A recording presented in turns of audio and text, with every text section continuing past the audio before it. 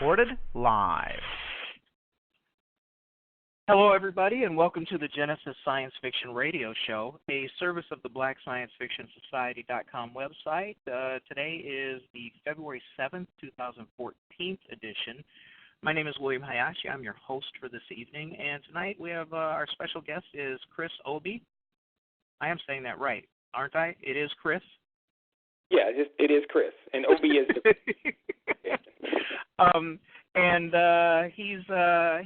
He's done some pretty remarkable things. He's got some nice creative things out there.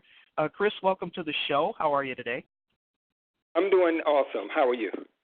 Not bad. And you're coming to us from Florida, where I do envy your weather. You know, here in Chicago, it's been brutal. Oh wow, I can imagine. Yeah, it hasn't been too bad. We've had a couple of dips in the weather here in Orlando, but nothing that would even approach what you're going through. No, well, you know, it's got me doing that Danny Glover thing, you know, where I just walk around going, I'm getting too old for this. All right. Okay. All right. So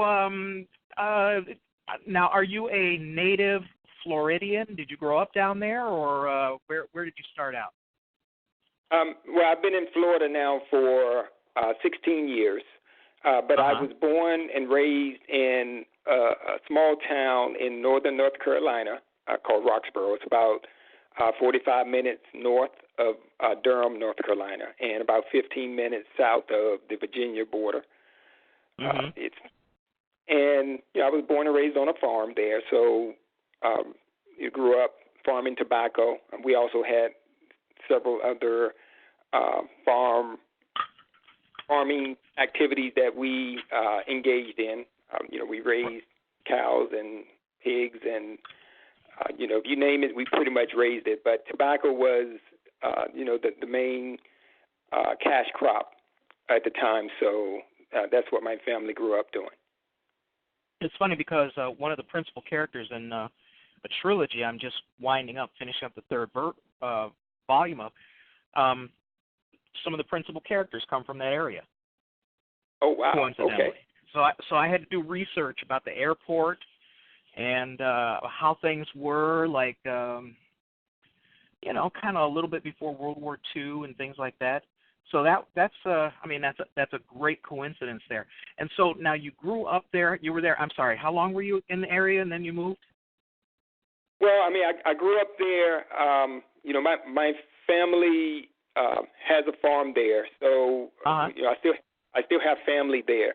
So until I graduated from high school, I was there, and then of course I went to college at NC State University, which is in Raleigh, North Carolina. But of course I'm in college away from home, but I'm still calling Roxborough my home at that point because I haven't actually moved away to work or anything. So you can go ahead. So you can say that I've been I was in North Carolina, I guess probably for the first 23 or so years of my life. So and then while you're growing up, let's let people know you have written well, let's ask you this.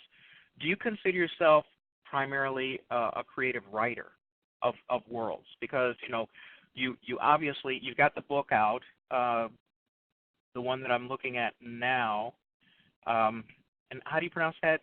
Dumisai? Dumisai. Yes, Dumisai. And the Covenant of the Ancestors. And is this your first novel, or is this one of a few so far? Well, this is my debut novel. Okay. It is the first, so hopefully it won't be the last. I do have about 3-4 other projects I'm currently working on. And so obviously this is a novel and in that creative bent.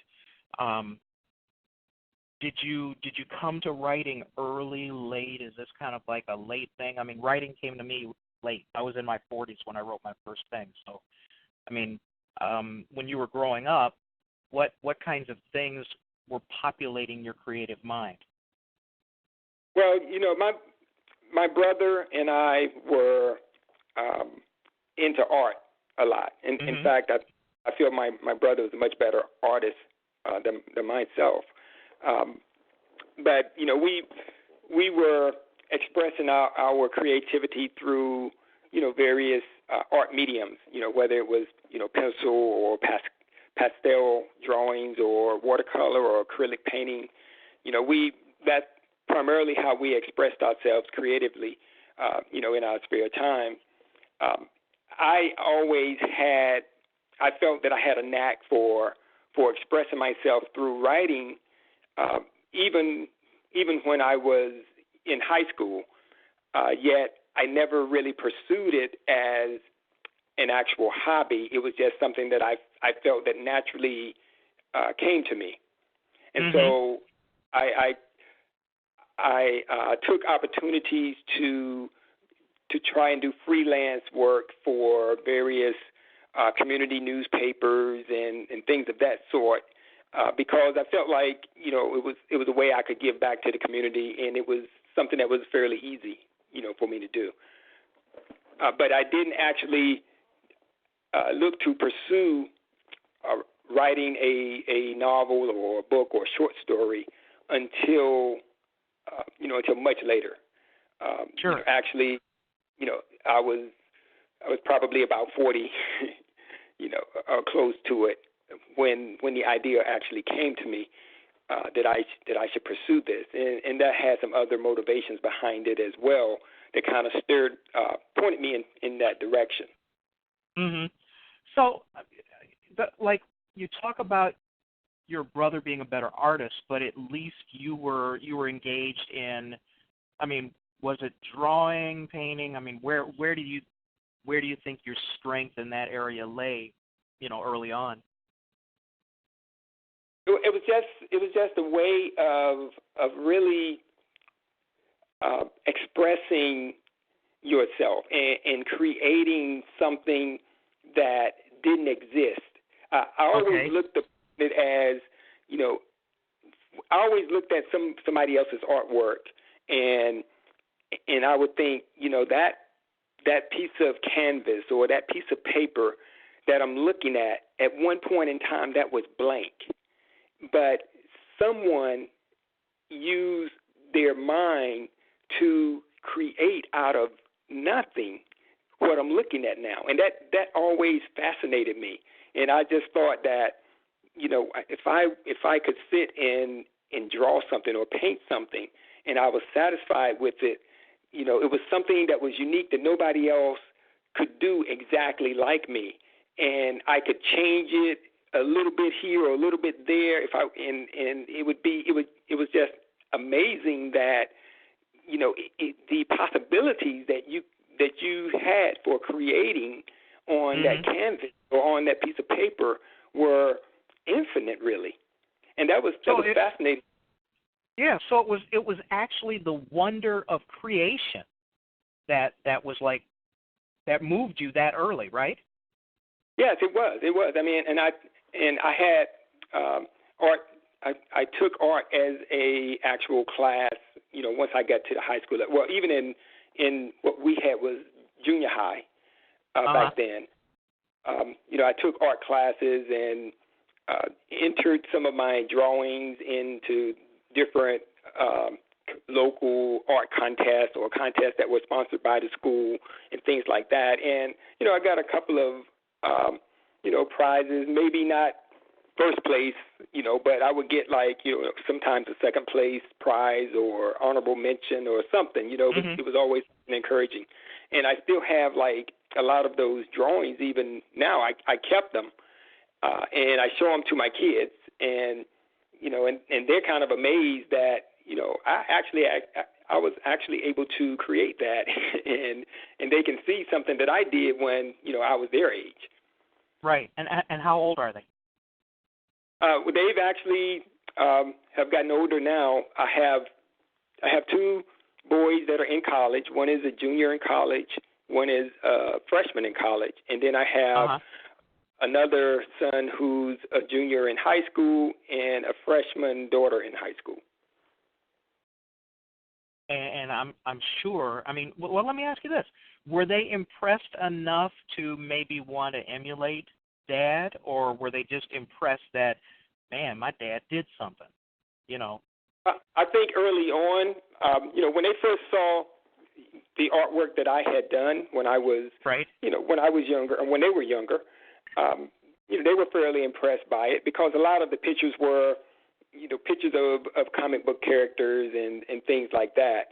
And so, my oldest son, I remember he was in elementary school. He took a picture that I had drawn of the Incredible Hulk, and his alter ego, Bruce Banner, and it was Bruce Banner actually transforming into the Incredible Hulk, and he took that picture with him to school, and he showed it to his friends at school, and I remember he came back home, and all his friends told him, basically called him a liar because he said, my dad drew this, and they said, no, he didn't. He must have traced it.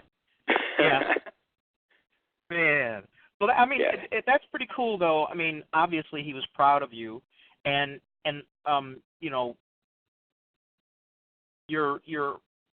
your talent, because there is talent there. I mean, if you drew well enough for them to call your son a liar, you must have drawn pretty well, because that's usually the criteria. People go, oh man, he didn't draw that. That's too good. Your father couldn't have done that. And the fact of the matter is, I mean, it obviously your son was proud of it, and there was critical acclaim, at least for the work, if not for the artist. Right. Yeah, and they actually have followed suit because they do draw themselves, and I have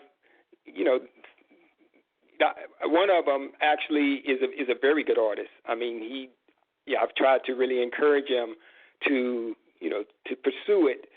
Maybe not as his main occupation, but definitely don't let it wither on the vine. Don't let the talent wither, because he has talent enough that he could probably pursue it if he wants to, and do some major things with it.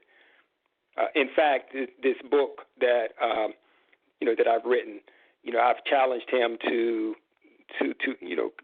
illustrate it for me, in the form of a graphic novel, and it's something that he's expressed some interest in. So we'll see how that goes. Very cool. Very cool.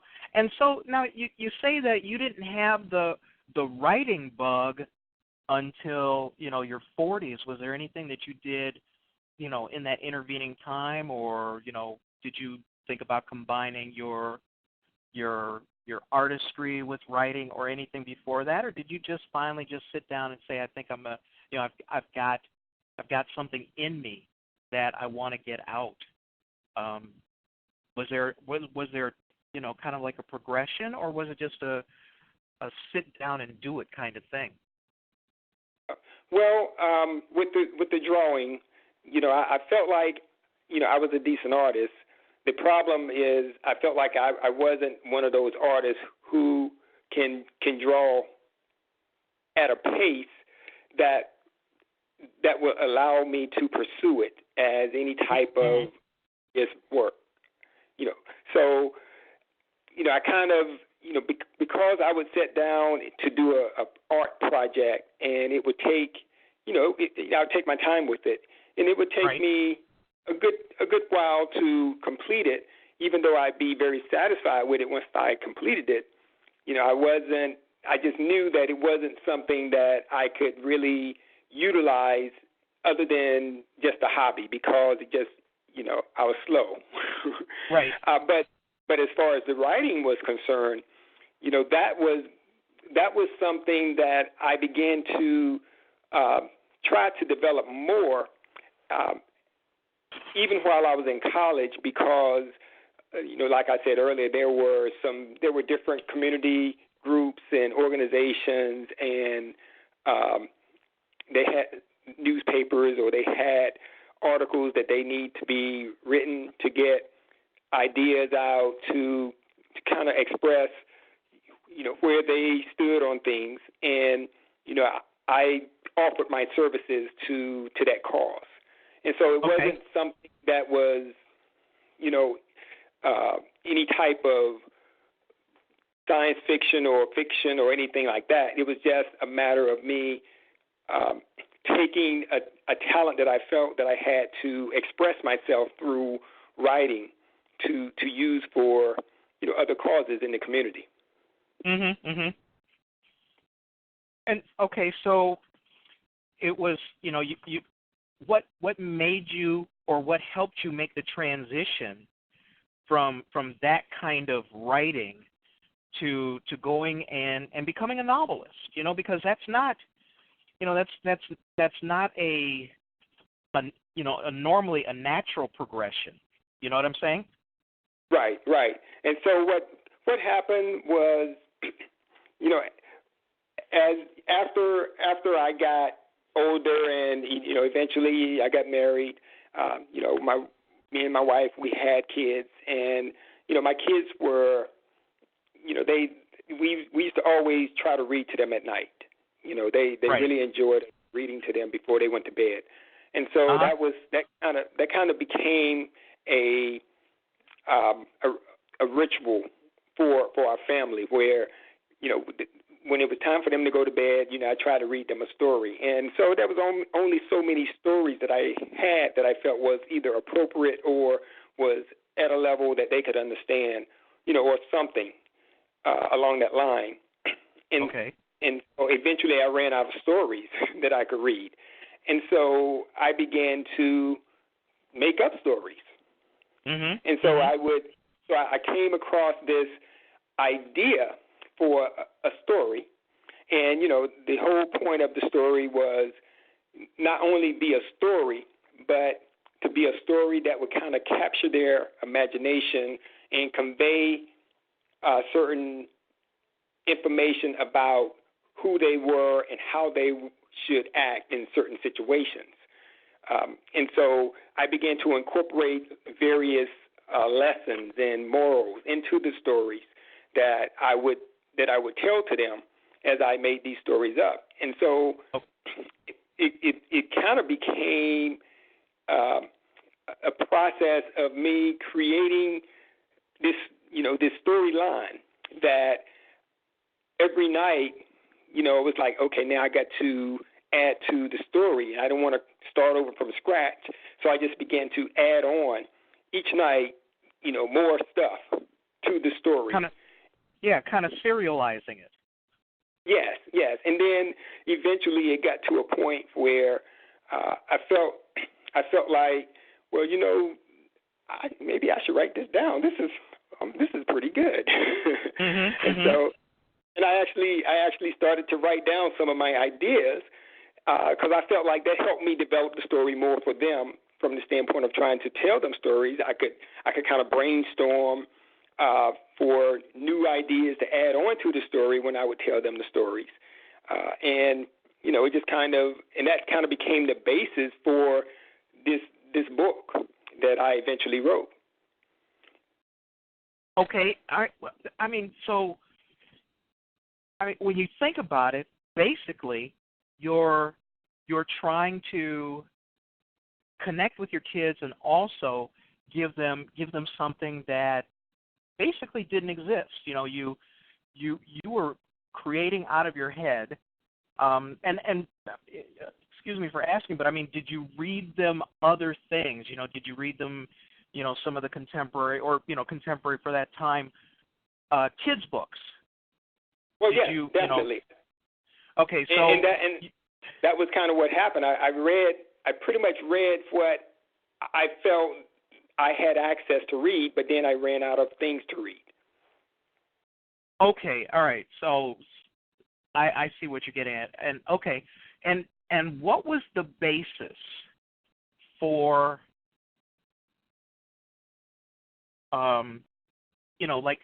what was the basis for your stories?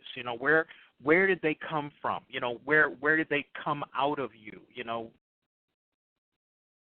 Well, like I said, I wanted to make sure that the stories conveyed certain messages that I wanted to get across to my kids, from a moral standpoint, from a responsibility standpoint.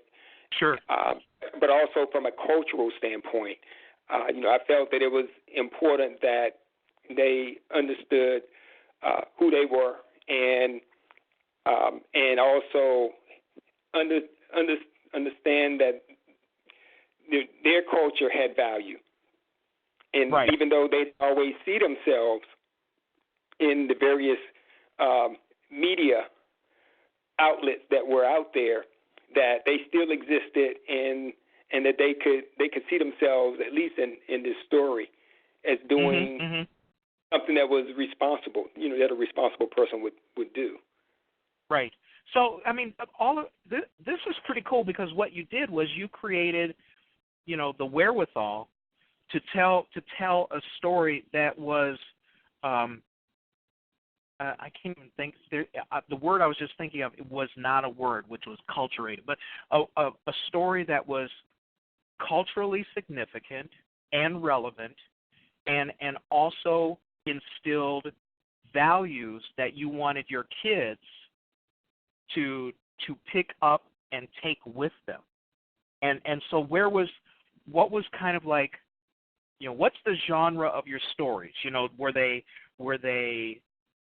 Black urban based? Were they African based? Were they, old world based? I mean, where did they come from, and how did you get hold of those kinds of storylines and that kind of mythos to create the stories that you were telling your kids?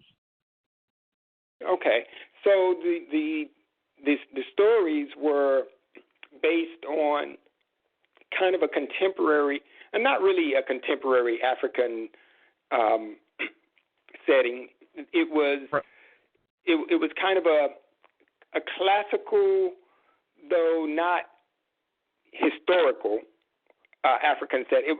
In other words, it wasn't something where it happened a long time ago. It was supposed, all of the stories were set in the now, but it was kind of a pre-colonial African type setting that the storyline was based in. Okay. So yes, it was African based. However, the characters were all based out of the U.S. because I wanted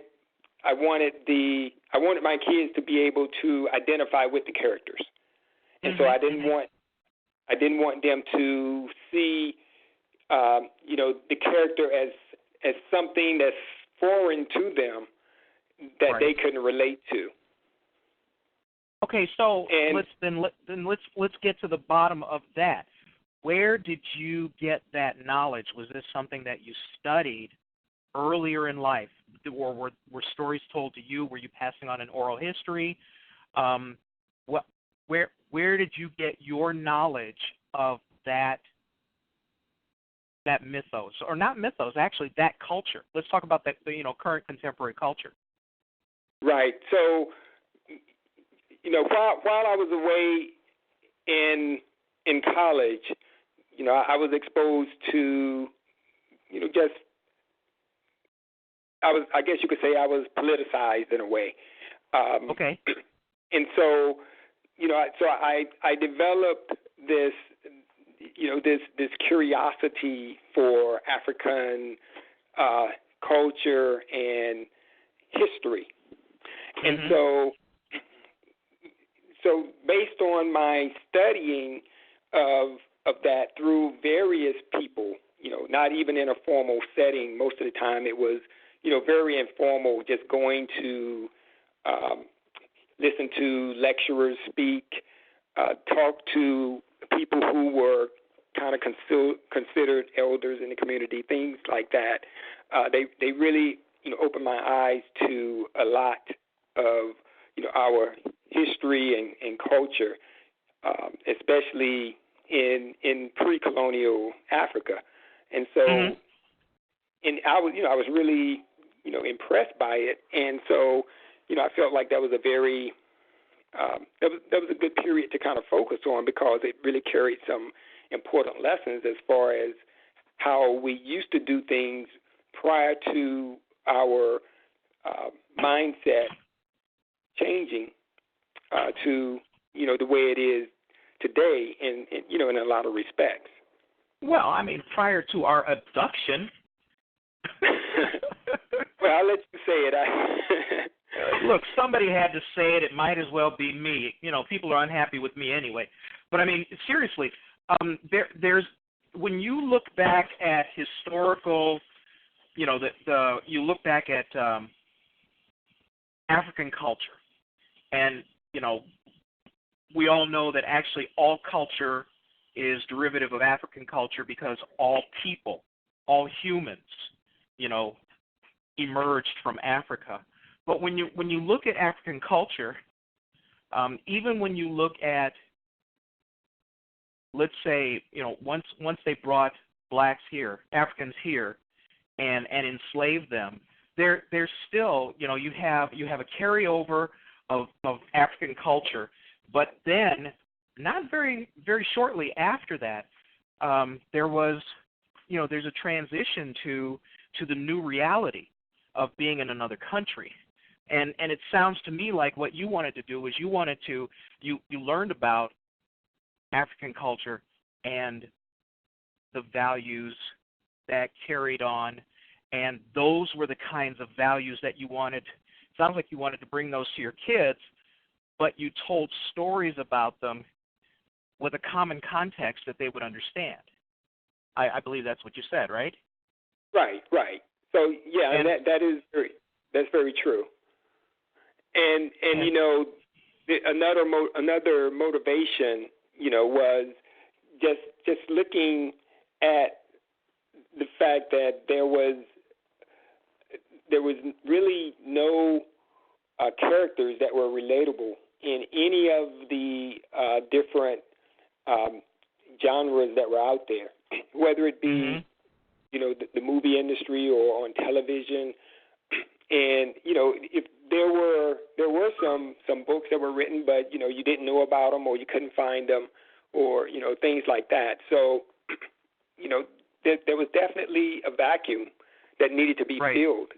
And I know that in particular, right when the movie Mulan came out, which I think it came out like in 1998 or somewhere around there.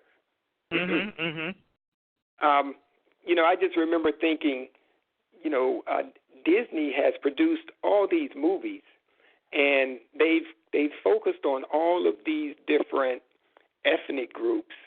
They've had Aladdin, and they've had Mulan, who was Chinese, and so they had like several different other ethnic groups that they focused on, but it's like there was nobody black in any of their movies, and I was like, and it wasn't anything against any of the movies that they had created, or the characters they had created, or the ethnic groups that they had chose to focus on. It was just, why is it that we never get that attention? And so I decided upon, when that movie came out, I just decided that, well, we just have to do it ourselves. And so that's when those stories that I had collected over time, that I had been telling to my kids, I decided that, you know what, I'm going to take those stories and, I'm going to write it into a book, because we need, our children need to see themselves in some type of positive light and reflect in these various genres. Because I didn't. You go ahead. I'm sorry. Well, because I just didn't see it out there. Well, and the fact of the matter is, kids need positive images, and they need positive images that look like them in order to feed their own creativity. We spoke about, I think it was last week or the week before, we mentioned the fact that, for a lot of kids, 4, 5, 6, 7-year-olds, things like that, they have grown up where there has only been a black president of the United States. Right. And hold on, let me do this. You're listening to the Genesis Science Fiction Radio Show, a service of the Black Science Fiction Society.com website, and this is the February 7th, 2014 edition, and we're speaking to the charming, the creative, the man who has a bad cold, and here we are having a 2-hour conversation with a guy who may lose his voice at any time. So, Chris, I do thank you for being here. Chris Obie, how's your throat, man? I may have to stop and get some water along the way, but I think it'll hold up for a little while. Okay, yeah, that I will. It'll be hard for me to fill because I have so little to say, and I'm so I have no opinions or anything. But no, I'm so. See, you haven't listened to any of the shows, so you just don't know. Well, I mean, this is pretty cool because you go ahead and you start out just telling your kids stories, making them up in your heads, and then all of a sudden, here we are. You've got your first novel, and the basis for your novel was education about African culture that you went and you got in school. This wasn't something that they fed to you. You weren't exactly in a class or anything, but you went and you kind of dug these kinds of this kind of culture out. You learned about it. You want to turn it over and bring it to your children. I mean, that's pretty cool, man. A lot of people would not do that. A lot of people have not done that. And the fact that you went and did it is not only laudable, but then you turned it into your first book. And let's talk a little bit about the storyline and how the whole book came about. We know the book was an accumulation of the stories that you told your kids. So can we assume that your book is basically geared toward children? Yes, it's definitely geared towards children. But some of the people who have read the book, have told me that they found it to be very, very intriguing, even though they're full-grown adults. And I've also had some adults tell me that they've read it to their children and that their children liked it very much. Now I will admit that I do try and challenge the readers, with this book. Some of the terms in the book are intended to challenge the reader, that to broaden their vocabulary, to help them gain an understanding of things that they may not have had an understanding of previously. Because I feel like the education piece is an important piece. And I know some people may not, I definitely want to meet people where they are, but I also feel like that if the story is interesting enough, then people, they will take the time to find out exactly what is being communicated, and that's what I try to do with this book. Mm-hmm. Okay, so tell us a little bit about, the storylines that you have. I mean, is this a lot of short stories? Is this a long? I mean, is it a serial story? Give us a little idea about what it is that you wrote. But no, this is a novel. It's focused on a child. His name is Dumisai, and this child is a 12-year-old child who has grown up in America, but he is the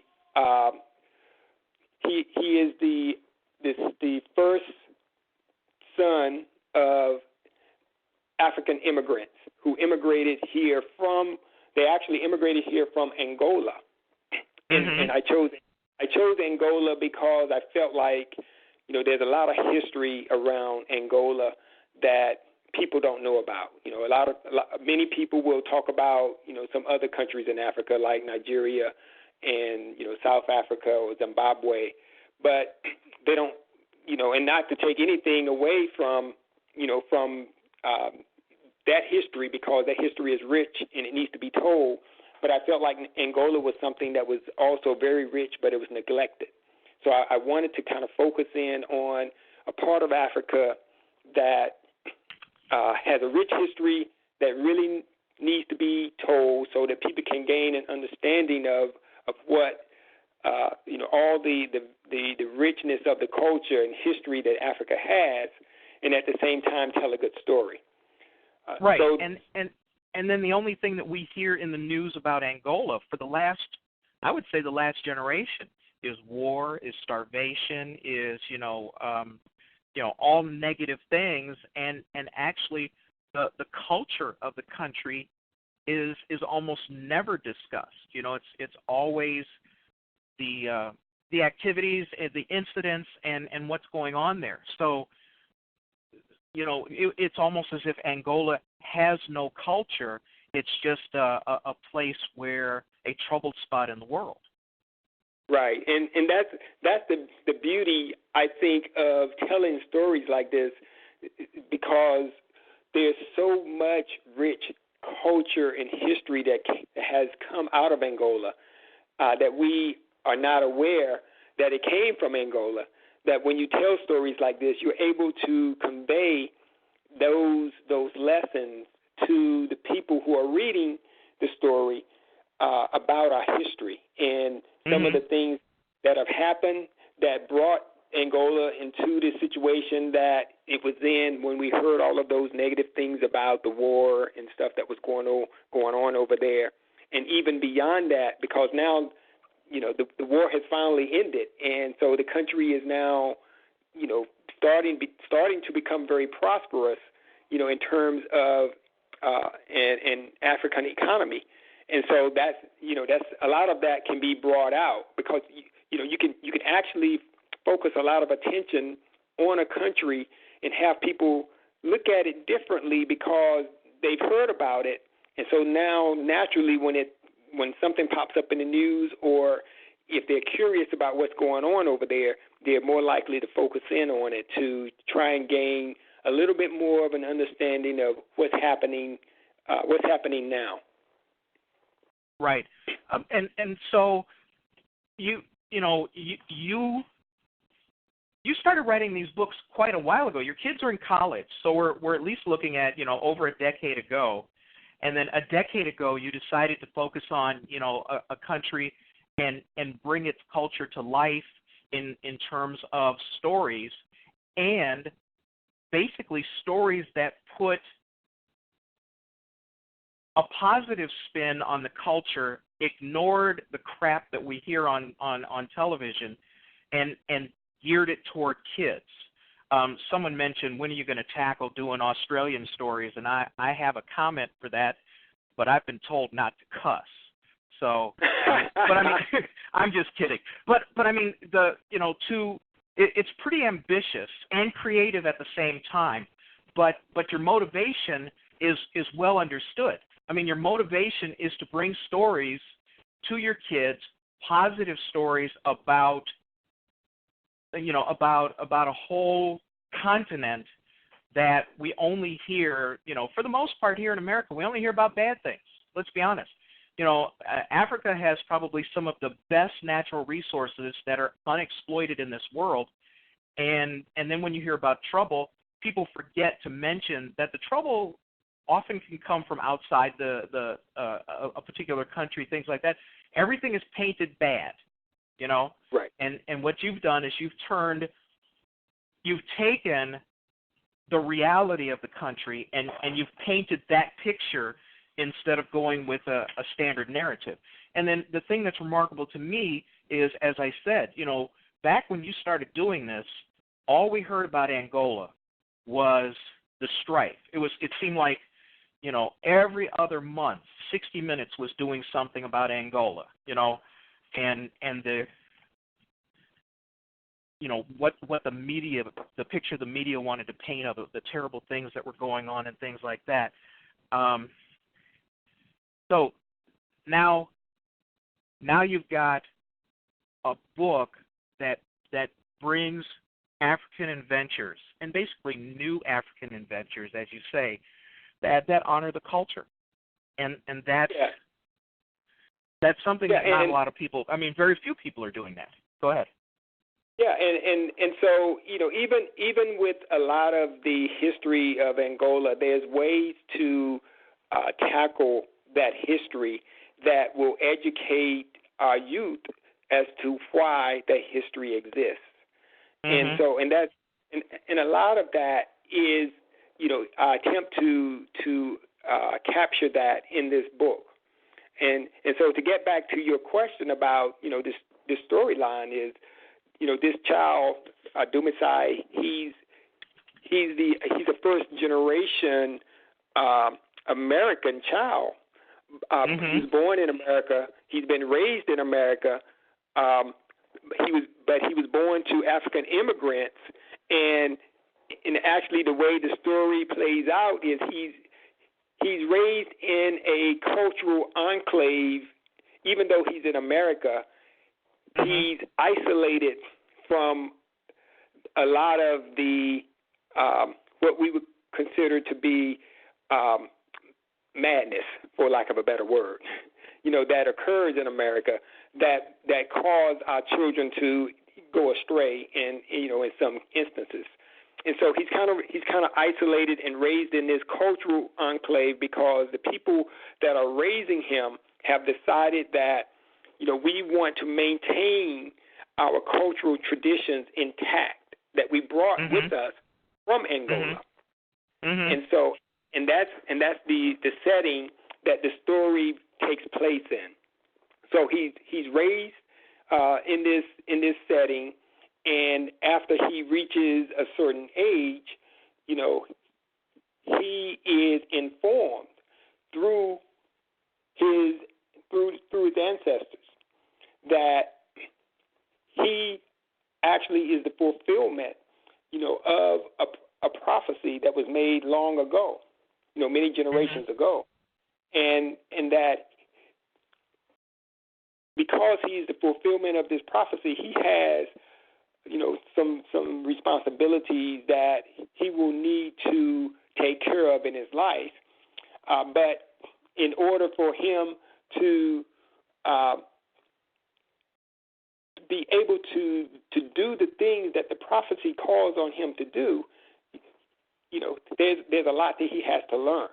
And so he's put through this rites of passage program, this initiation program, that I try to keep it as authentic to the actual initiation rites of passage programs that they have in Angola among this particular ethnic group as possible. I had to do research along that line to research the ethnic group, which are the Chokwe people, who are they're primarily located in Angola, but they're also located in Zambia and the Democratic Republic of Congo.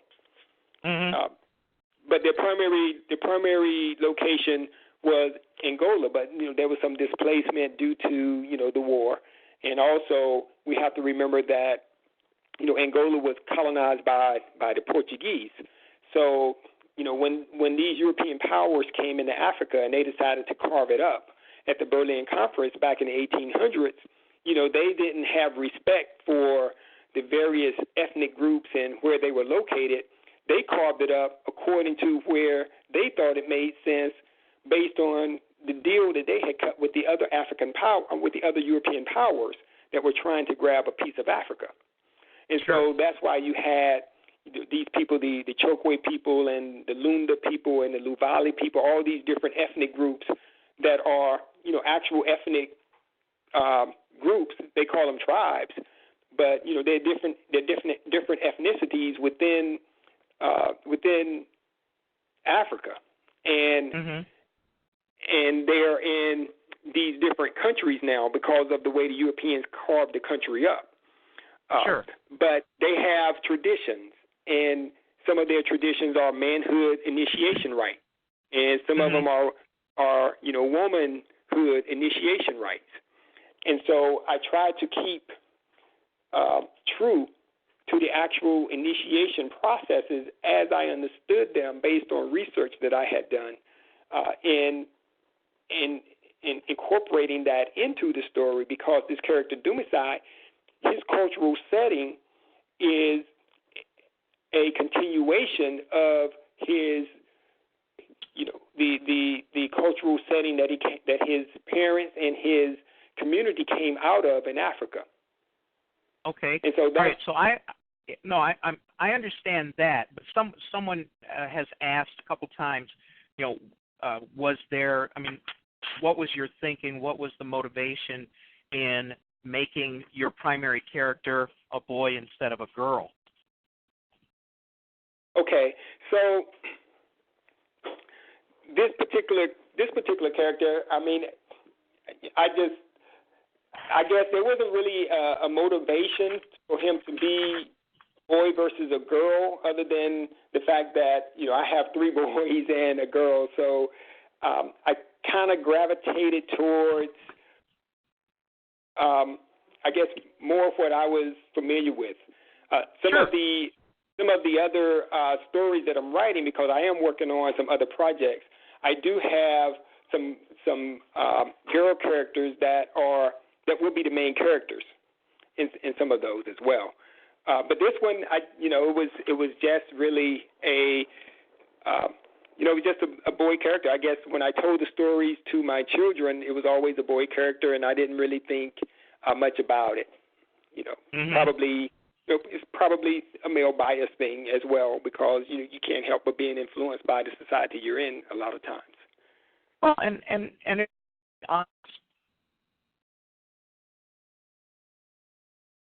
are you still there? Hello? Yes, I can hear you now. Okay. In most cases, we write what we know.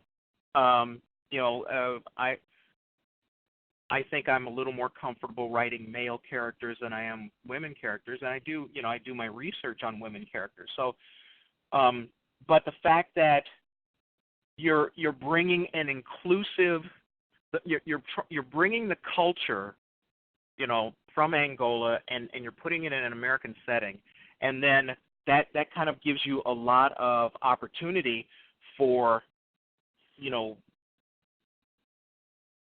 kind of the contrast between the two cultures. Someone wants to know that where did you get the idea for the gift of great consequence, or was that something out of the research that you did in the stories of the culture or the culture that you decided to bring forward? No, that did not come out of the culture itself. That was strictly out of my imagination. That was part of the storyline that developed as I was telling my kids stories prior to them going to sleep at night.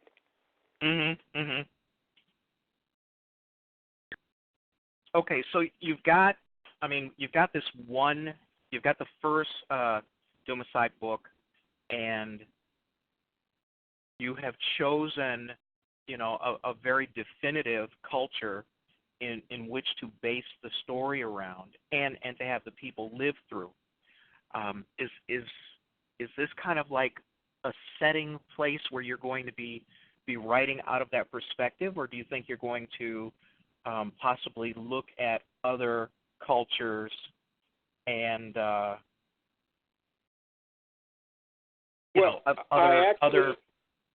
Go ahead. I'm sorry. I actually, this particular story, the first half of this book focuses primarily on, that cultural setting. A lot of the historical and cultural sensibilities of the Chokwe people, of the Lunda people in Angola, was really the focal point for this story, because it really dealt with the ancestors. It dealt with the way that they communicate with the ancestors and the way they communicate with spirits, and the whole initiation process that they take their young people through in order to bring them into society as a man in good standing. So that was the first half of that book. The second half of that book is when, after Dumisai has received the training that's necessary for him to grow into becoming a man so that he can take on the responsibilities that he's called upon to take upon himself, he then has to leave this cultural enclave that he's been raised in. And he has to now apply the lessons that he's learned over the course of his life through various, through various elders in the community that help to transmit this wisdom to him. He has to take this wisdom now out into the world. And that's what I thought was really, really intriguing about this, because not only did I have the opportunity to talk about, Africa and African traditions and how they communicate with the ancestors and how they take these young people through this rites of passage process and bring them into adulthood, but I also now get to allow this character to go out into this world, into this wilderness called America, and be confronted with a totally foreign idea of what a man is supposed to be, or how a person is supposed to conduct themselves, and then apply that in that world. And so naturally, there's going to be a lot of confrontations or opportunities for Dumisai now to apply what he has learned and be able to make the difference that he's been chosen to make in the world. Yeah, and that. Oh, go ahead. No, I'm sorry. I was just saying. I thought that was really.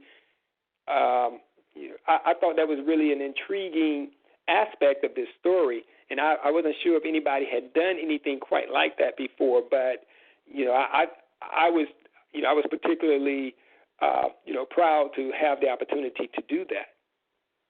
Well, and that makes a whole lot of sense, because when you just look at the process of maturation, our parents are supposed to, and in most cases have, they will have instilled certain values in us, and we'll pick them up in church, we'll pick them up at home, we'll pick them up watching how they relate to their friends and their family, and whatever belief structure in terms of sociology that we pick up as kids, that's the entire process of the next step to that process is applying that entire sociology to how we're going to behave as adults.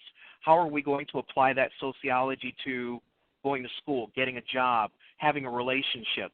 And you take your base, whether it was the church or whether, whatever the strong influence was, it's a natural process that we go through. So for you to take, an African culture and instill it in an American, and then show that American, especially a boy, or a child, because they're still malleable and the educational process is supposed to still be going on. I think that's a very effective way of storytelling, and it's also an effective way of conveying culture, because when you show somebody with a culture that is not mainstream, and they're dealing with mainstream issues, but they're dealing with them from a different perspective, it reveals, a sociology and a culture to your reader, to your recipient, whoever's listening to the story, a whole different way of thinking, and that's the basis for understanding people who are different from us.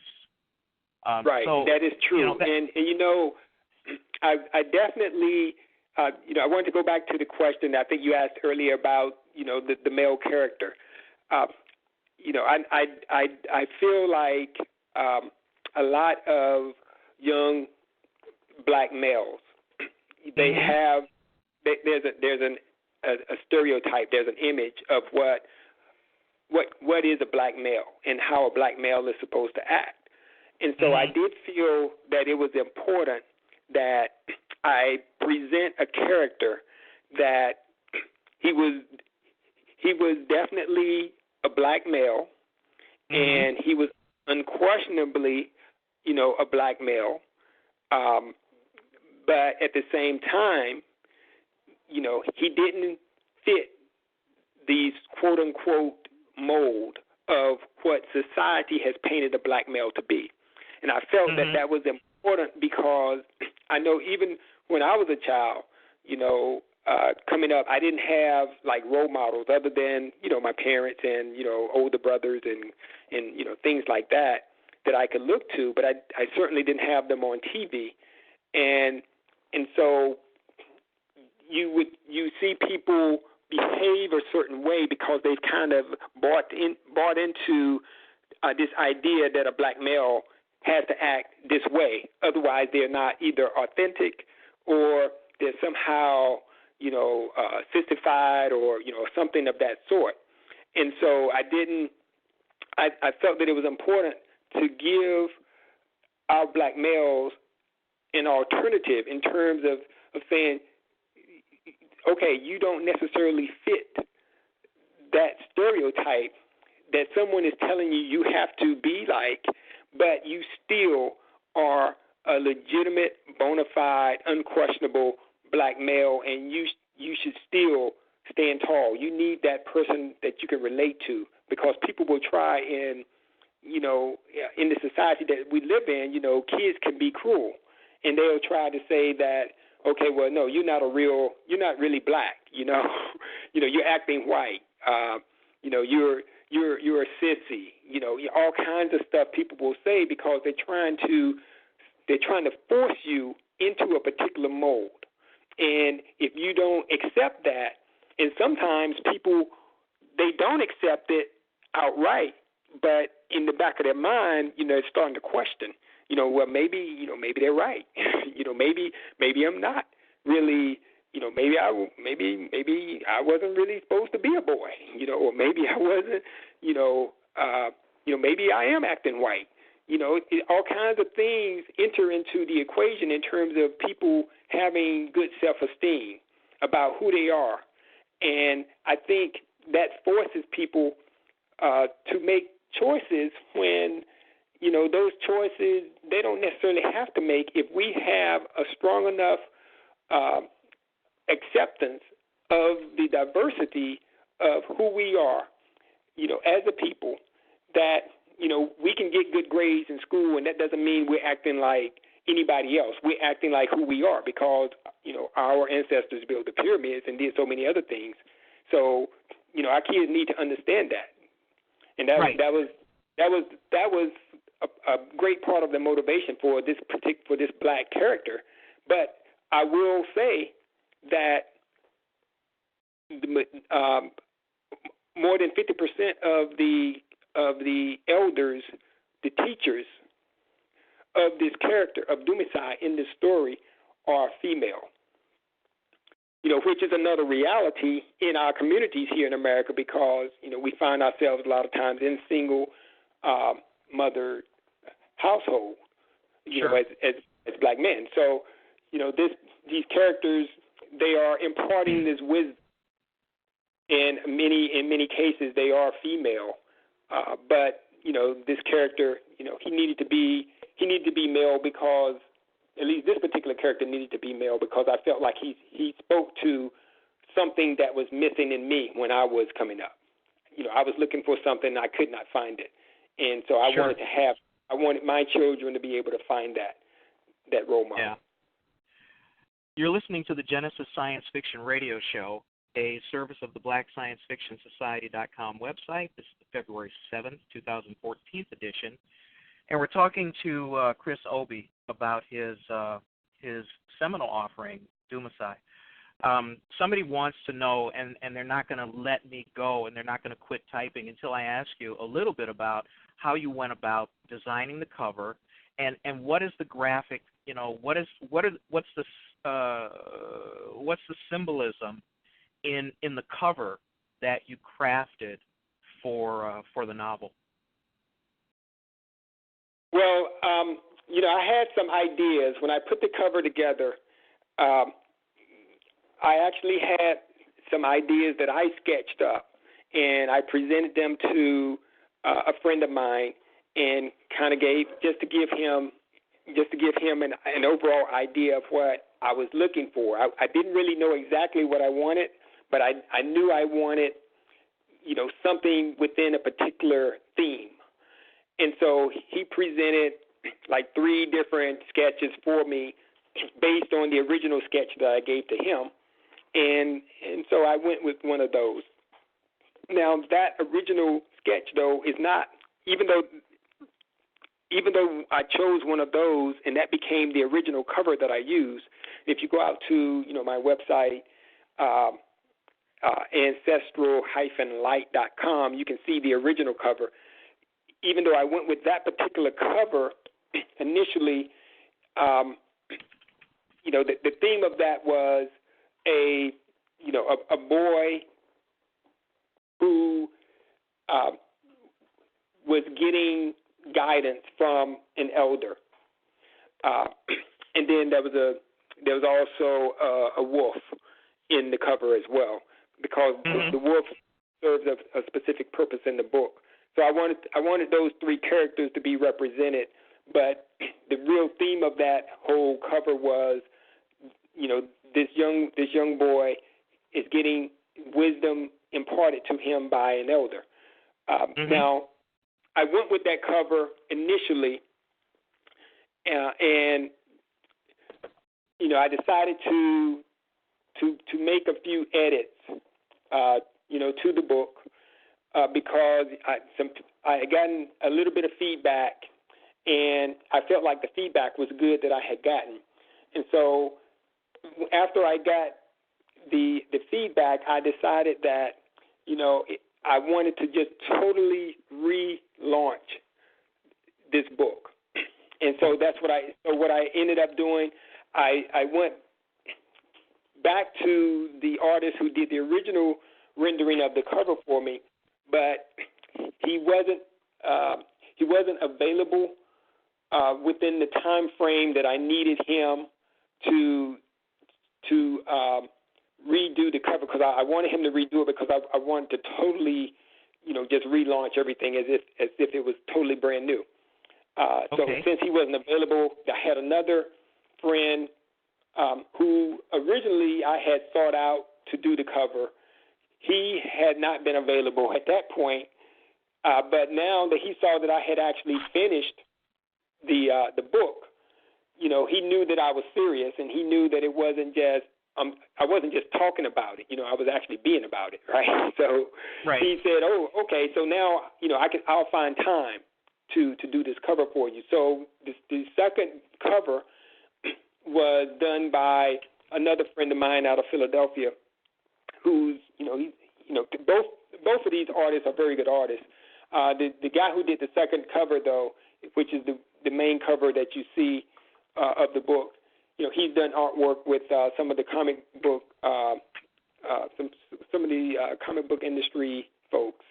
So he has a very good feel for how to capture an audience with a cover page. And so he came up, I shared with him the same renderings that I had with the other brother, just to kind of give him an idea to see what he would come up with.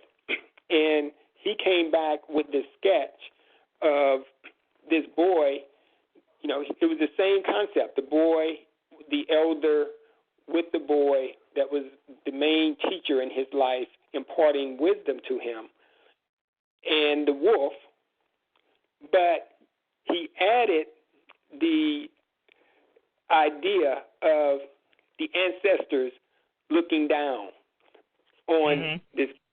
So this cover that you're looking at is really a cover that shows, this boy that is being watched over by the ancestors as he goes out on this journey. Because, if you read when you read the story, in the first part of the story, there's so much of it that focuses on the actual cultural tradition of the Chokwe people and the Lunda people. They have such a strong connection to their ancestors that there's hardly anything that they do that their ancestors are not involved in. And so this story is showing the ancestral connection, and everything that this boy does, Dumisai does, is done within the presence and with the guidance of his ancestors. And so that's really what this cover is trying to convey. Okay, I want to go back to something that you were talking about. All right, let's talk about the reason why you wrote the book was to present stories that sprang from an African culture, which people are not going to argue over the fact that African Americans, Black Americans, whatever, the culture that was we came over here with was obviously African based for the most part. They pulled slaves from everywhere, including China, but your motivation was to create stories and sustainable stories for your kids that were, steeped in African culture, that brought the traditions of that culture, to America, and I know I said this before, but to show how that culture can survive and what accommodations can be made, applying, the culture of that time in Angola to living in America, and then to bring in the spiritual part about the fact that there's oral history, there's tradition passed down from generation to generation, and then the concept of living one's life to please those who have come before us, our ancestors. I mean, there are a lot of different traditions that you're carrying through in here that people have used to educate and socialize their children for probably thousands of years. When you set out to create this, these stories, were you thinking in terms of were you even thinking that broadly about what you were presenting, or did you just, was the fact that you did great research and you put these stories together and they came out as well as they did? How much of it was by intent, and how much of it was, let's say, how much of it was maybe even influenced by the culture itself? Well, I think that the real intent was I wanted to tell a good story. I mean that really everything else was kind of periphery to that. I wanted to make sure that it was a story that was authentic as much as possible, but it needed to be a good story. And so there's a strong cultural and historical piece to this story, but there's also a science fiction aspect to this story as well, because, and some people will say, well, it's not really even science fiction because you have people that will vouch for people who have certain gifts that are able to do certain things that other people are not able to easily do. But everybody is not going to embrace that as being just something that everybody can someone may be able to do. So I couched it within the realm of science fiction, because that way you can look at it as as just a good story, a science fiction story, or you can look at it as something that someone may actually be able to do. It just it's left up to the reader at that point. But the the motivation really was tell a story that will be entertaining, that can capture the imagination of the people that are reading it and make them want to read the story. And in the process, if I'm able to also convey some information about the history and the culture, and the people embrace that as part of the story that they enjoyed, then I think I've been successful. Good. How long has this been out? For sale? The first edition came out in October 2011, but then, like I said, I pulled it back and made a few edits and relaunched it in July of 2012. So the only version that's available today is the 2012 edition.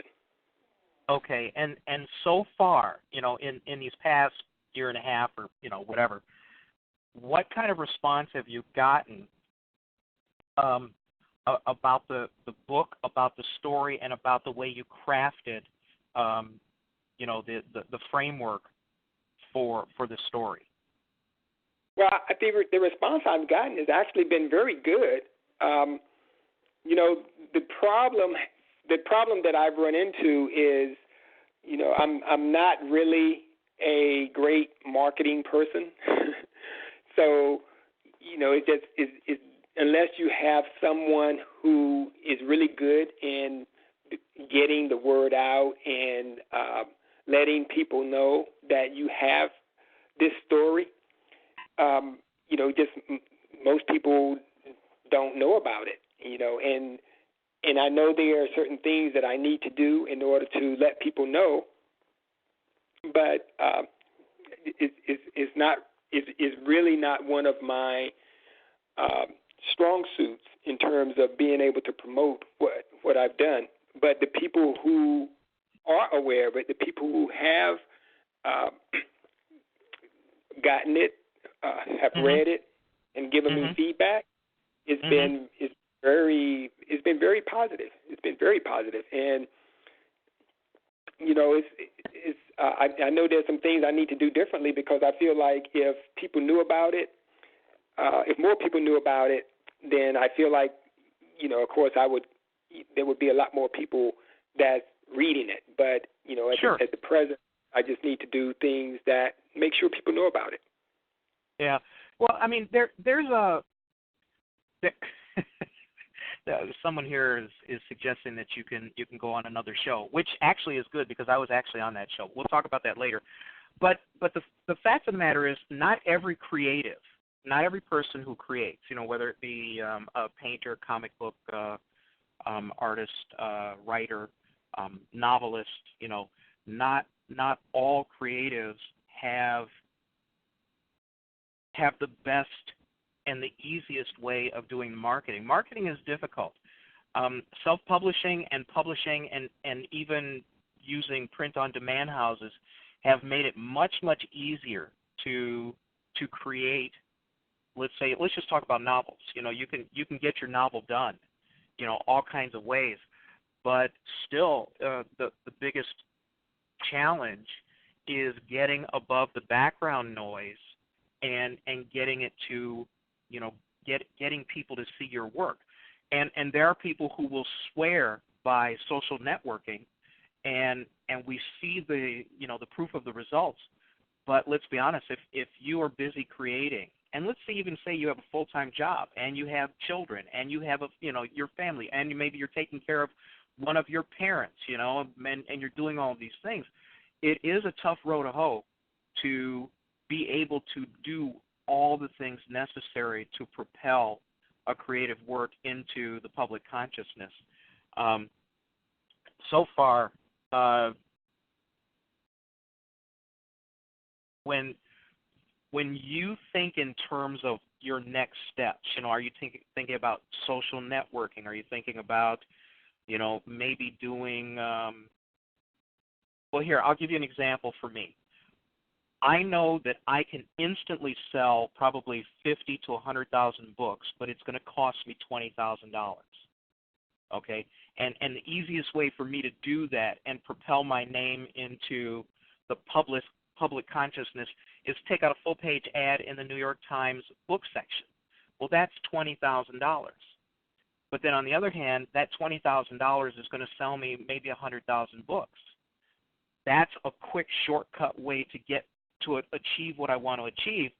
But if I don't have the $20,000, it's a pipe dream. And frankly, it is a pipe dream. If I had $20,000, well, that's why I do this show. I get paid by, anyway.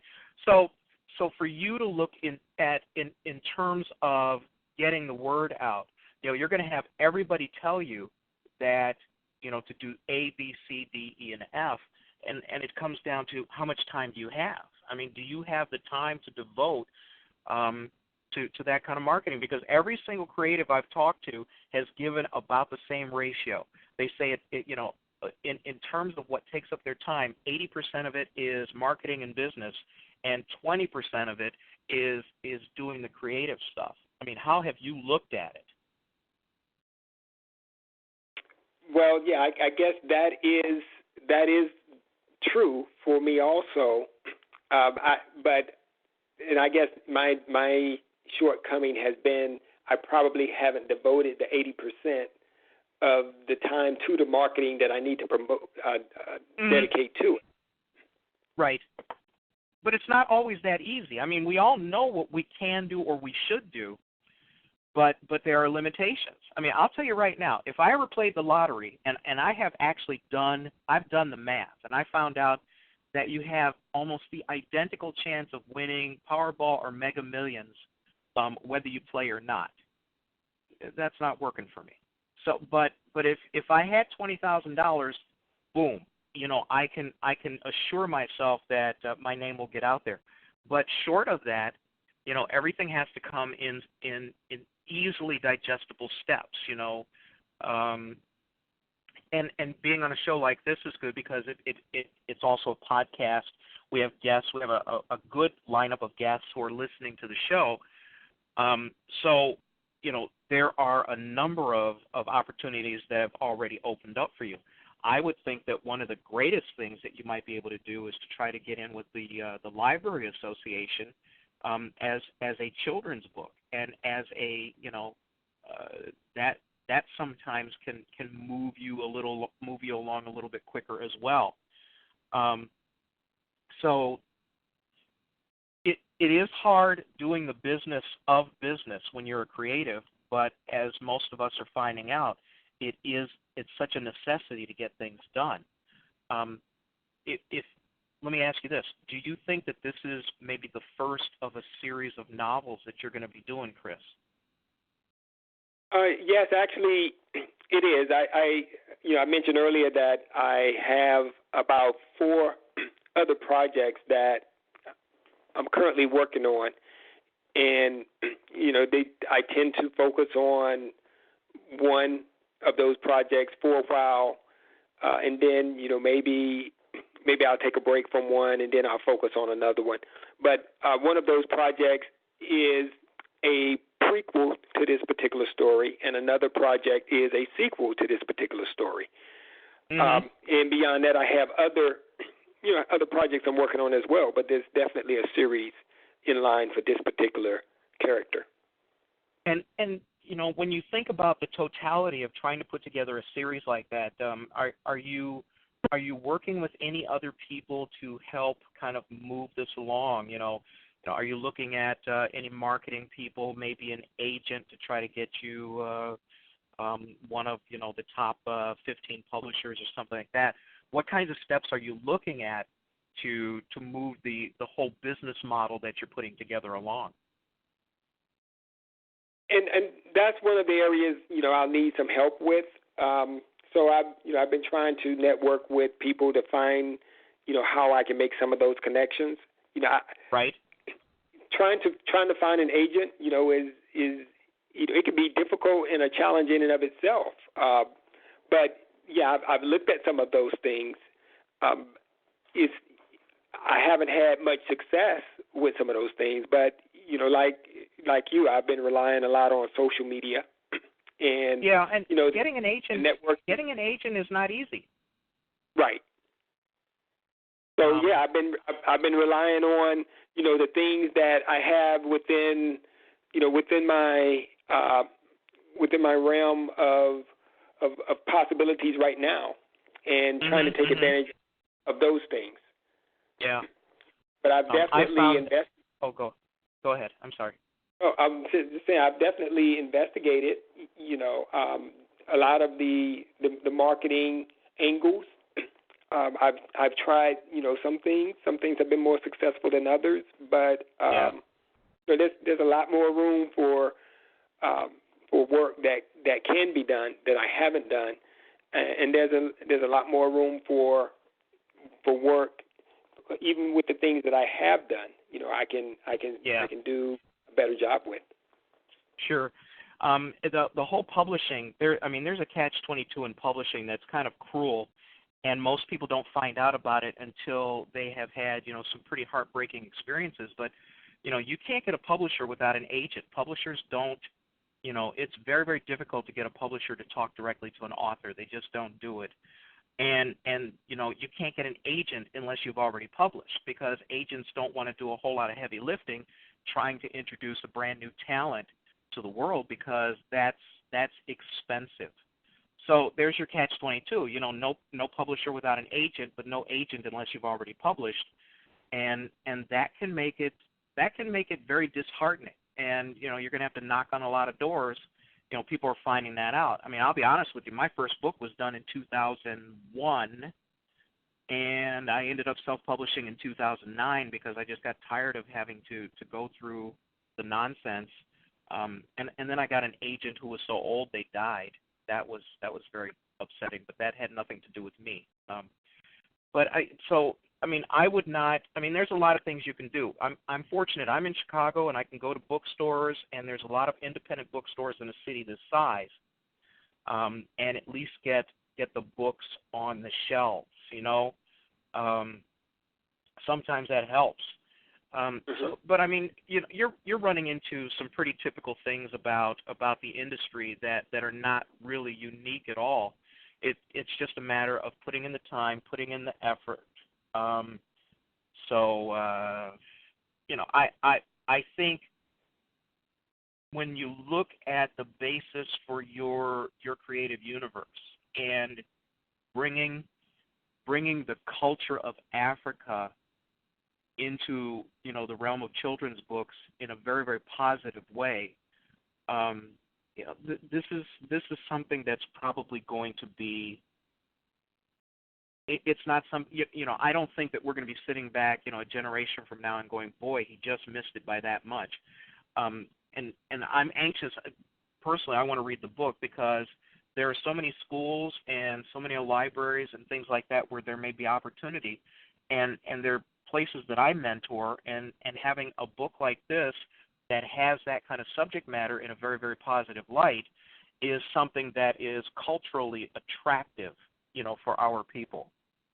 Right, and actually, some of the biggest responses I've gotten, or I should say, the greatest response I've gotten from some of the people who've seen the book have been from educators. I've gone to a couple of different educators, one here in Central Florida, one in Mississippi, and they're both educators. They were both very impressed by the book. At least that's what they conveyed back to me. And one even bought several copies on her own to place in her classroom because, she wanted to make sure that the students got access to the story, even though she wasn't able to convince the school, to invest in it. Right. But I've gotten that kind of feedback from, people who have actually, read it because it's definitely unique. But I feel that it's something that is educational and it's interesting, but it's also entertaining, and it's positive. Yeah. So Are you a singular author? Are you writing completely on your own right now? You're not collaborating or anything like that?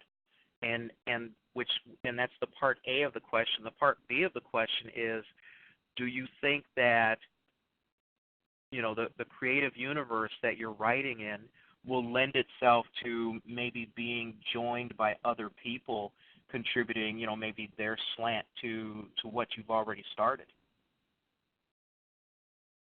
Right now, I'm a singular author. Mm-hmm. I have several projects that I'm working on, which I definitely want to complete those, and I probably would do those as a singular author. But beyond that, I can definitely see that anyone wanting to take this particular character, or it's not just one character; it's actually a whole host of characters that are worthy of their own story within this book, I feel. Anyone who wants to utilize those characters or, build their own story around any of those characters, I'm certainly open to that because, I have a vision of where I want to go, but I feel like there's a universe of characters now that has been created that need their stories told, and I won't be able to do it all myself. So I'm certainly open to that possibility. Yeah, and do you think that this could maybe grow into, let's say, maybe an animated series as well? Because we always are looking for multimedia possibilities of our art, because that also is a pretty good way of getting a little wider distribution. And also, are there illustrations in the book, or is it just straight novel without illustrations? It's a straight novel. The one thing I challenged my son to do was to help me illustrate it so that I can maybe do it either in the form of a graphic novel. It doesn't have to be a graphic novel. It could just be it could be written maybe for a younger age with some pictures here and there. So there's all kinds of possibilities. I've had several people actually tell me that when they read it, they saw, an animation, various animation shorts that the story could be used with to convey messages, moral lessons in the community to our youth. There's all kinds of possibilities that are available. Well, that's good because, if you write in a visual style like that and people can very easily see exactly what you are writing, there's good possibility that it could be propelled into something animated. There's somebody's mentioning here, have you looked at the Society of Children's Book Writers and Illustrators? And I'll write all this down later and send it to you, because I know you're not in the chat room. But there are a number of resources for this kind of creativity, and obviously your book fills a very, very necessary and needed niche. Hang on. This is the Genesis Science Fiction Radio Show, a service of the BlackScienceFictionSociety.com website. This is the February 7th, 2014 edition, and we're talking to Chris Obie here, author. And actually, you are an artist.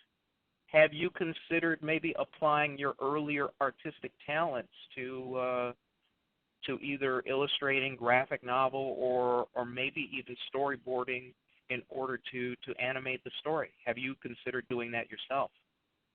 I have considered it. I just haven't pursued it because what I'd like to do, if I could get someone, whether it be my son or, someone else, I would like to sit down with them and, do some storyboarding type development for, I was thinking along the line of new stories, short stories or something along that. I wasn't thinking of illustrating this particular book necessarily, but I guess that would be a possibility also.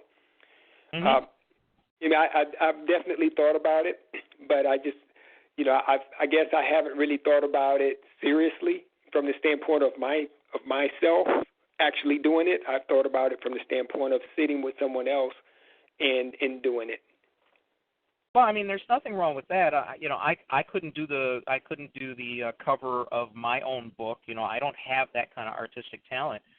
But like I went and got somebody who was much better than me, and in learning to be an animator, learning to be to do that kind of illustration. Sometimes we can't all do all the things that we want to do in the service of our own creative universes, but I'm intrigued by the fact that other people have informed you that your writing style was visual enough that they could see this in a different medium. And I think that says two things. The first thing it says is that you have obviously a knack for storytelling, because when you talk about that kind of visualization, I mean that's the greatest thing in the world for kids. When a child can read a story and their imagination can supply the imagery for it that easily, it transports the child and makes it a far more effective medium for telling the story. So, it looks like that there's a lot of possibilities ahead for not only, I mean, you talk about the things that you have to do in order to propel your marketing and getting the word out, but just if you can pass along, the book enough, there may be a threshold that it finally reaches because people are going to recognize the quality of your writing. True. Let me ask you this: you got other projects. Some of them will be in this universe. Some will be in another universe. What's kind of like your timeline for maybe the next thing that you think will probably hit? Something that people can see, something that they can kind of dig into. Well, I'm actually hoping that I will have something by mid-2015. Uh-huh. Is this also novel? Like a novel, you mean? Another novel? Yes. Okay. I'm sorry, go ahead. Can you tell us just a little bit? I mean, don't give away the farm, but can you tell us a little bit about what people can expect? I mean, this isn't necessarily a continuation of the first work, according to what you said earlier. What are we looking at out of this next project? And and it really depends on which one I decide to go full bore and complete first. But as far as the Dumisai character is concerned, I'm working on a sequel right now where this character will go even further out into American society, but he will go into a very specific area where he will have a whole unique set of challenges, because when he goes out into the world in this particular book, he's essentially going out into a part of America that does not have his identity of who he is not reflected. He's in kind of a it's not Appalachia, but it's really more or less a kind of a white America that is not a lot of black people there. Mm-hmm. Whereas in the in the sequel, it will be placed in the heart of other black people, and so it's a whole different set of challenges that he will be confronted with. and I really wanted to investigate some of the spiritual contrast between the tradition that he brings and the tradition that he's going to be placed in the midst of. So that particular project. The other project was initially it grew out of a storyline that I was pursuing for this character, but the further I got into it, I began to realize that it's really a totally different story, and so I decided to go down a different path with it, and I have a whole new set of characters that I will be introducing, and I'm really excited about it. In fact, I know, I'm sure you're familiar. Like when you buy a new car, you begin to notice that everybody on the road, has the same car. You didn't notice that before. Well, this story kind of feels that way because I have all these ideas that I'm trying to weave into this story that I feel like, it would be really a great story.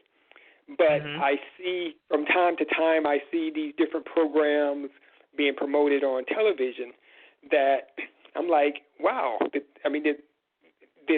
somebody just read my mind? Because I see all of these programs being promoted that have some of the same ideas that, I wanted to kind of tie into my story.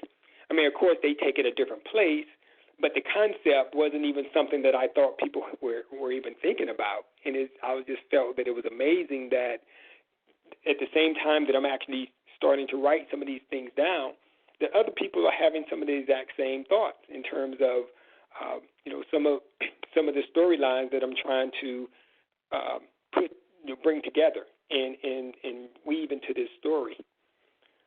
Well, I think that's always a challenge because you have two things going for you or going against you. One is the fact that the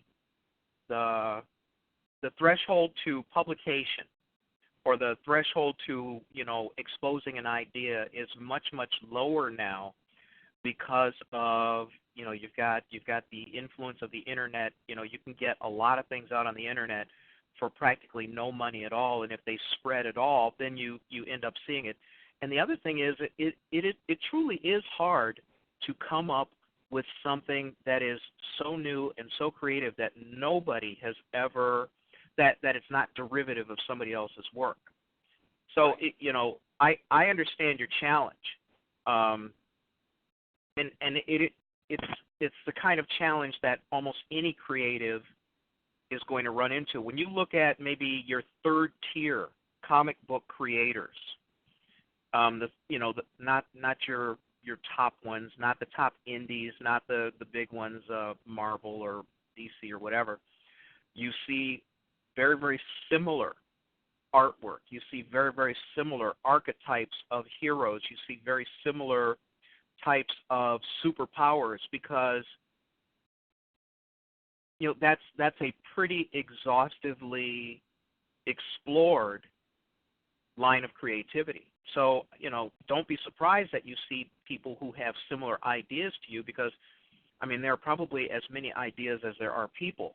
The fact of the matter is we're just seeing more of them because they're able to be, to get out. And, as someone has mentioned, one of the things that you can do is you can take a classical story and put your own particular spin on it, different characters, different location, things like that. And, even though the basis for it, maybe the Pygmalion story or something like that, even though the basis for it is similar to something else in literature, if you're able to present it in a unique way, sometimes that's enough. So, it is, like you said, it's tough doing something brand spanking new, but if you can apply your own creativity to it, that makes it not so much derivative of somebody else's work, but a new spin on an old idea, and they say there are no original stories. I don't believe that. I think there are still original stories out there that can be done and will be done. But to what you said, it is tough finding them. I mean, do you get discouraged when you see your idea, when you oh, man, I was just thinking of that Tuesday. And there it is. Look, is it discouraging? I mean, does it stop you in your tracks, or does it make you think harder? Do you create harder? What happens when you run into that?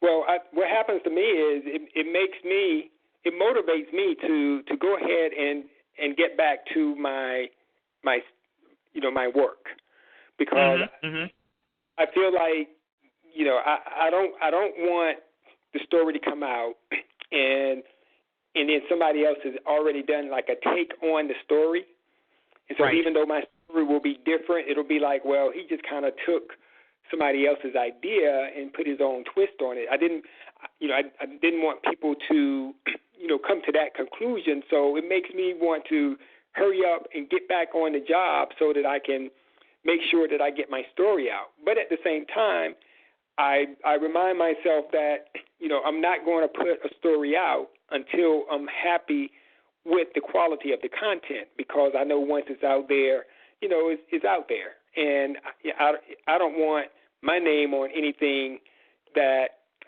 I wouldn't be proud to say this is what I've done.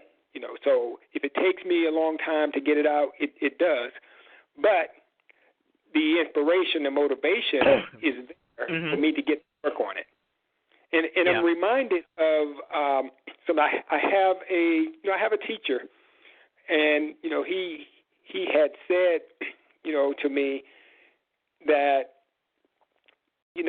creativity, ideas, inventiveness, these are not the domain of one person. The same, many people can have the same idea. So that's why, so he was basically saying, this whole idea of patenting, something, it was kind of foreign to African people, because several people could actually arrive at the exact same idea. And, and it's not that anybody is copying or stealing or imitating anyone else. They could just arrive at the same idea, through a different set of circumstances that inspired that thinking. And so, I'm reminded of that, and I think it's proven out every time I see one of those stories where, a new TV show is being promoted, and they are focusing on this particular aspect of science fiction, which is something that I wanted to, weave into my story.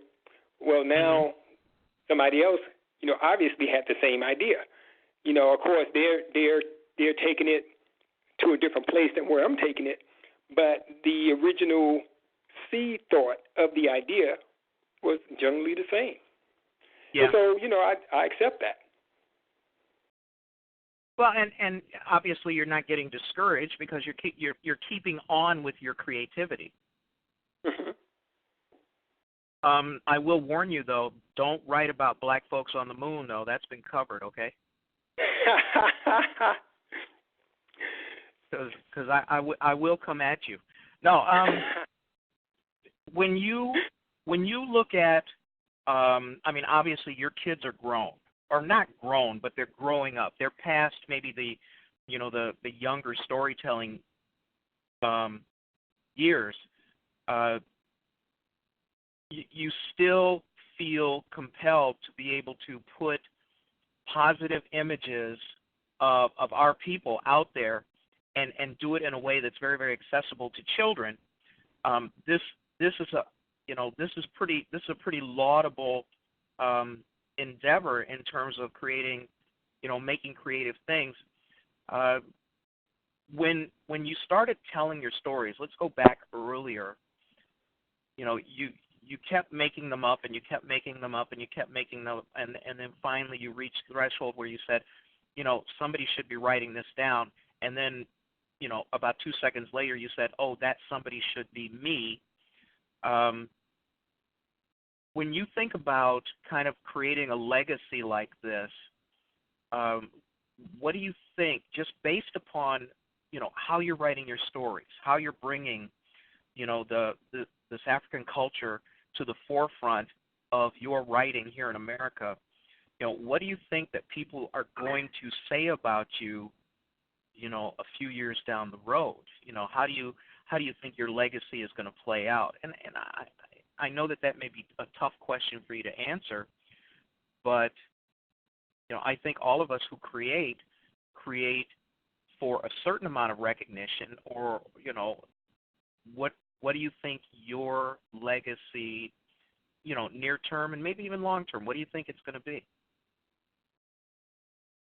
Well, when I started writing the story, I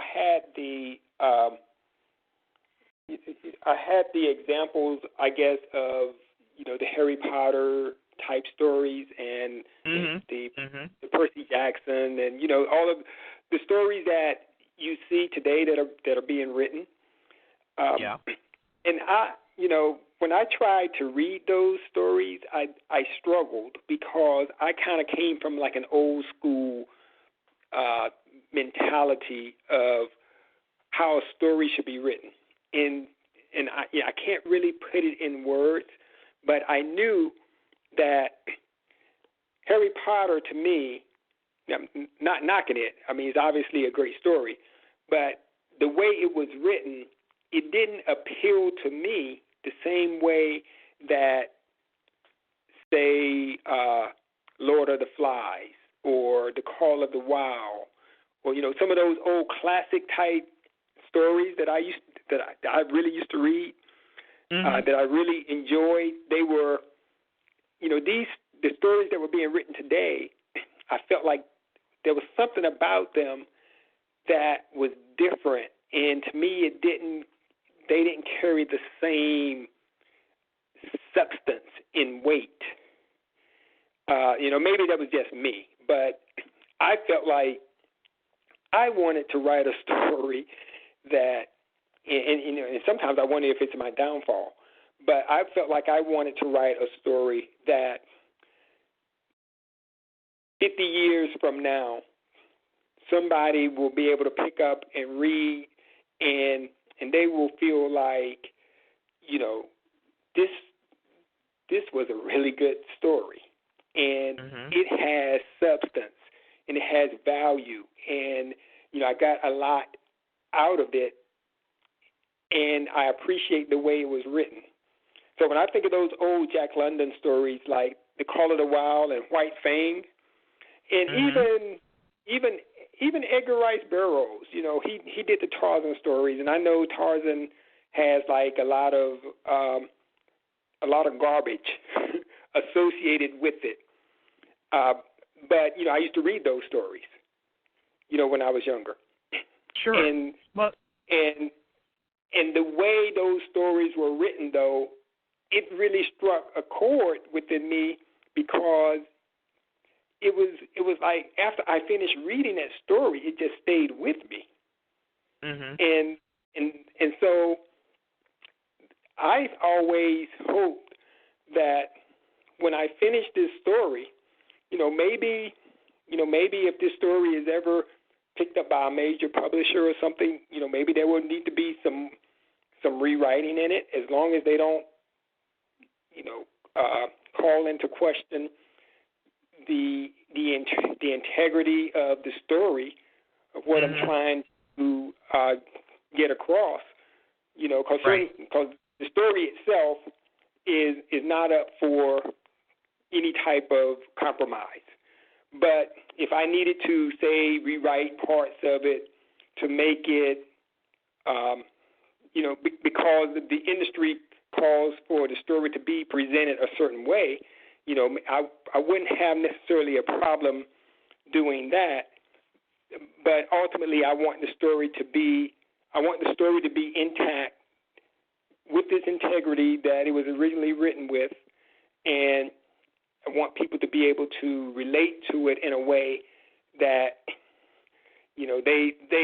they pick up this story and they really embrace it as something that they want to, read over and over, or they want to share with their children or their their nieces and nephews, or whatever the case may be. It's something they want to pass along.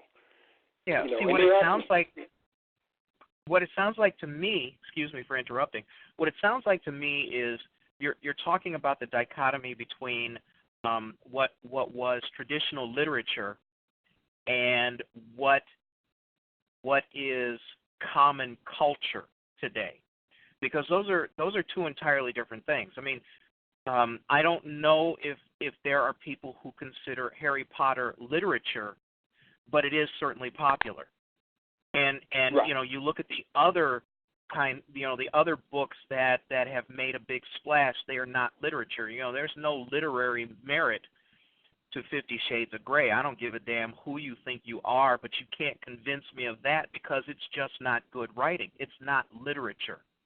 And there is a difference. And it sounds to me like what you're looking at is you want the longevity of a reputation of having produced good literature, and in the process of producing good literature, you also were serving, the creative needs of a young black constituency, by presenting African culture in the way that you are.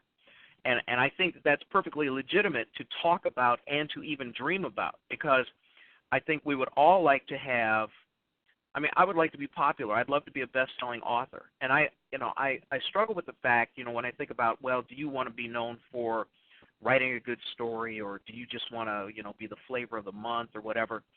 And I go back and forth thinking, geez, I just like to be rich. And I know that's shallow. But the thing is that, the thing is that if, in order to stand the literary test of time, whatever story that you've crafted, whatever you have put together, has to have a certain amount of universal appeal, and it has to have a message that does stand the test of time. Not everything that's written is going to mean, the same thing or mean anything 50 years down the road, okay, or 100 years down the road, or even 5 years down the road. So for you to say that you notice that there's a difference between the way those stories were written before and the way that things are written now. Look at how people have changed their minds back and forth about Mark Twain's Huckleberry Finn and Tom Sawyer. Right. In terms of the black community, we talk about, oh, well, he's got the N-word in there, blah, blah, blah, blah, blah. And on the other hand, well, geez, that's the way they talked. Should he not write in that era, shouldn't your writing reflect, just the simple dialogue of the day? Right. I wrote about black folks talking to each other in the 60s, and the word Negro is in there everywhere. Well, shoot, you call someone a Negro now, you better be saying it as a joke, because culture changes. But do we delineate culture as being invalid merely because there's something in there that we find offensive in current nomenclature that still, from a historical context, is going to stand the test of time? Now, what you've written is not going to have that controversy, because what you're doing is you're bringing, you're doing the fish out of water story by bringing African culture to modern-day America.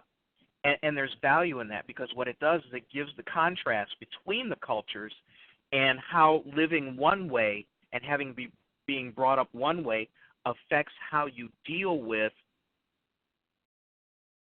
the problems and the issues of today. So, there's a very good chance that you will be perceived, your writing will be perceived as literature. It's very, very hard to predict that. Who knows what's going to stand that test of time? But I'll tell you right now, in a lot of ways, we can tell what won't. So I think that for you to think in terms of, even be aware of that difference. Some people say, oh, I want to write a book. Or I've even had people come up to me and say, I want to write a book. And I say, well, what do you want to write your book about? Well, I want to write about my life because I think I'm interesting.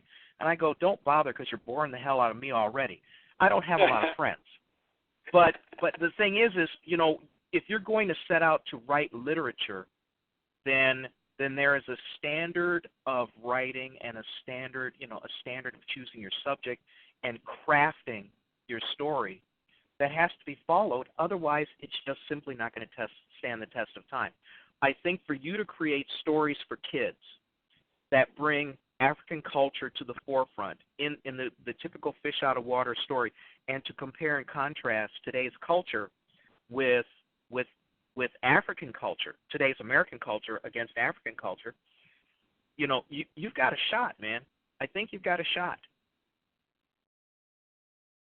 So I think you're being aware of the difference is a big thing, and I think if you write in terms of thinking about that difference, you're probably going to end up being a much, much better writer, just on your own. I hate to do this, but we are running out of time, and unfortunately our peerless leader is not going to be taking us out of the show. So I want to thank you very, very much, Chris, for being here and for making this easy and for bringing, all of your information and the motivation for your writing to the show. Thank you for doing that. I want to remind everybody that this is the Genesis Science Fiction Radio Show, and it's on every Friday night, Eastern Time, 9 p.m. Obviously, it's available to everybody in every time zone because we even have people in Africa who tune in, which is just fascinating to me. Blows my mind. I want to thank everybody for showing up. I want to thank everybody for stopping in the chat room. It was a great free-for-all.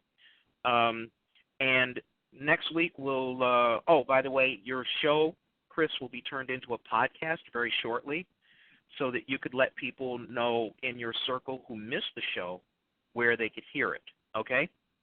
Okay. And then the other thing is, if you're going to do any conferences, any of these conventions, anything like that, any place where you're going to do a personal appearance, put it on the, if you'll log on to BSFS and put it on the events calendar there, people who are looking around in your neighborhood, because there's a lot of people who want to go to Florida. I want to be in Florida right now, man. It is just too damn cold here in Chicago.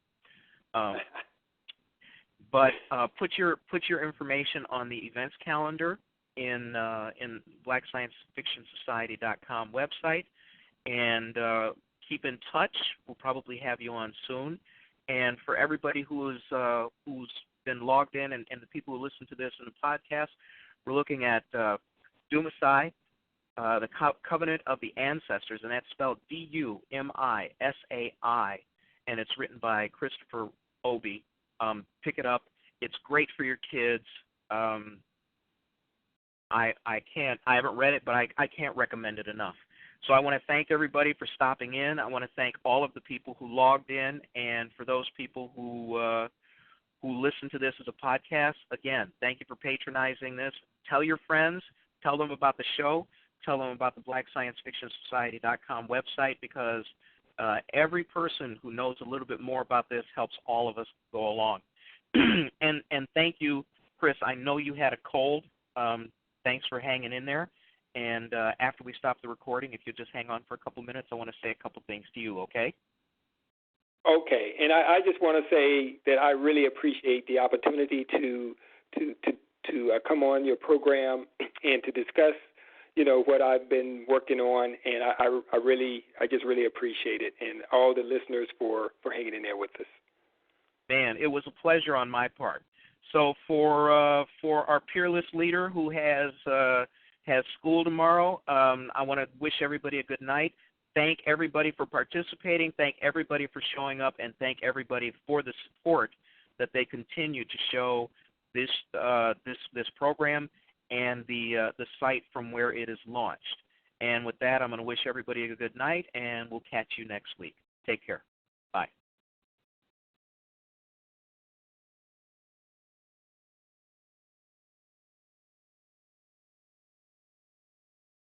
Hang on, Chris.